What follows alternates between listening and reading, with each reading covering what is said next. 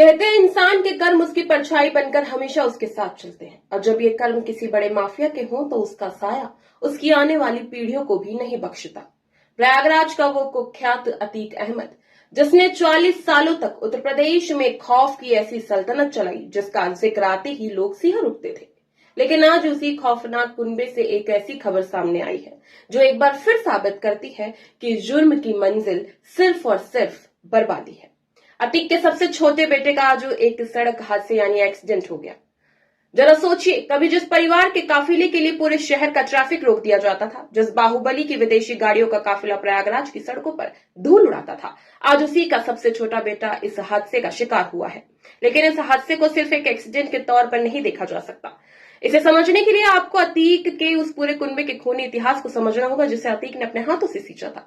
17 साल की उम्र में पहला मर्डर करने वाले अतीक ने राजनीति और अपराध का ऐसा कॉकटेल बनाया जिसमें उसने अपने पत्नी, भाइयों और यहां तक कि अपने मासूम बच्चों को भी झोंक दिया। खुद अतीक अहमद और उसका साया रहा भाई अशरफ पुलिस कस्टडी के कैमरे के सामने मारा गया। जिस तीसरे बेटे असद को अतीक अपना असली वारिस मानता था, वो उमेश पाल हत्याकांड के बाद उत्तर प्रदेश एसटीएफ के हाथों एनकाउंटर में ढेर हो गया। बड़े बेटे उमर और अली आज जेल की सख्त सलाखों के पीछे हैं और अपने किए हुए कर्मों की सजा काट रहे हैं। पत्नी शाइस्ता परवीन, जिस पर लेडी डॉन बनने का भूत सवार था, वो आज भी पुलिस के डर से छिपती फिर रही है। और बचे वो दो सबसे छोटे बेटे जो अपने पिता के गुनाहों की वजह से बाल सुधार गृह का रास्ता देख चुके थे।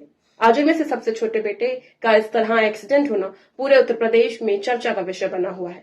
एक पिता के गुनाहों की सजा आज उसकी वो औलादें भुगत रही हैं जिन्हें शायद अतीक ने एक महफूज और ताकतवर भविष्य का सपना दिखाया था।